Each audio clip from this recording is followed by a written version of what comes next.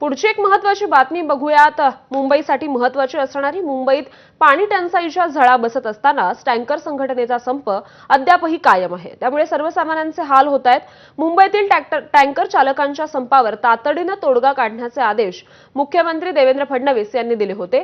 तसंच विहीर मालकांना महापालिकेने पाठवलेली नोटीस 15 जून पर्यंत स्थगित करण्यात आली आहे। मात्र तरीही टँकर संघटनेने आपली भूमिका ठाम ठेवत आजही टँकर सेवा बंद ठेवण्याचा निर्णय घेतलाय। गेल्या 9 एप्रिल पासून टँकर संघटनेने हा संप पुकारलाय।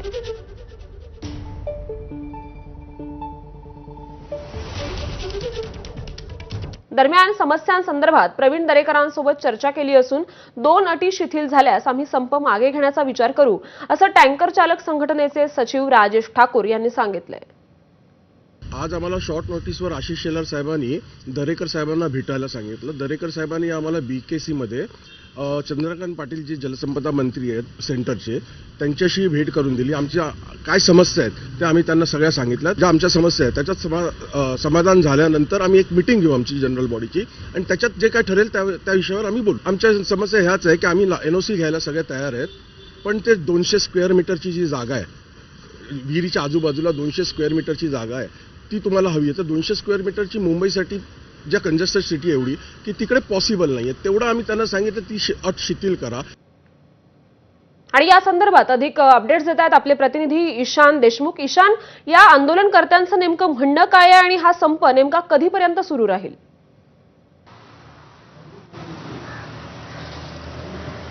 श्रुती, आज सलग 3रा दिवस आहे वॉटर टँकर असोसिएशननी त्यांचा संप हा कायम ठेवला आहे। अनेक मुंबईमध्ये अशा सोसायटी आहेत जिकडे लोकसंख्या 50,000 पेक्षा जास्त आहेत, तिकडे अजून देखील पाणी पोचलेलं नाही। त्यामुळे ही समस्या अत्यंत गंभीर आहे। आपण पाहिलं असेल संपूर्ण घटनाक्रम, तर काल केंद्रीय जलमंत्री CR पाटील हे महाराष्ट्रामध्ये होते, मुंबईमध्ये होते, तर प्रवीण दरेकर ह्या सर्व असोसिएशनच्या लोकांना केंद्रीय मंत्र्यांकडे घेऊन गेले, तिकडे देखील काही तोडगा निघाला नाही। त्यानंतर संपूर्ण या विषयामध्ये मुख्यमंत्री देवेंद्र फडणवीस यांनी लक्ष घातलं आणि त्यांनी तात्काळ भूषण गगरानी महानगरपालिका आयुक्तांना संदेश दिला की ह्याच्यामध्ये एक मध्य काढा आणि हा सर्व विषय सोडवा। तरी देखील हा विषय सुटलेला नाही। भूषण गगरानी यांनी 15 तारखेपर्यंत या सर्व नियमांना स्थगिती दिली आहे, तरी देखील वॉटर टँकर असोसिएशन यावरती अडून बसले आहेत।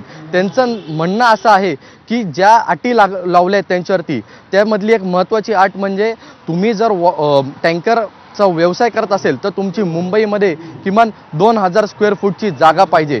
त्याचबरोबर जे तुमच्याकडे टँकर आहेत ह्याचं जे पाणी भरता हे तुम्ही त्या जागेच्या आतमध्ये भरायला पाहिजे, रोडवरती भरायला नाही पाहिजे। या 2 प्रमुख गोष्टींवरती त्यांची नाराजी आहे आणि त्यांचं हेच म्हणणं आहे की हा संपूर्ण विषय हा आम्हाला नकोय आणि यावरती स्थगिती द्या। बाकी NOC संदर्भात ते आहेत रेडी, ते केंद्रीय मंत्र्यांना देखील सांगितलं की आम्ही जे NOC आहेत ते आम्ही करायला तयार आहेत, पण या ज्या 2 अटी आहेत, एक म्हणजे जागेची आणि दुसरी म्हणजे टँकर हे रस्त्यावरती न भरता तुम्ही कुठल्या तरी मोकळ्या जागेमध्ये भरा, या अटीला ते राजी नाही आहेत आणि त्यावरून नाराजी आहे।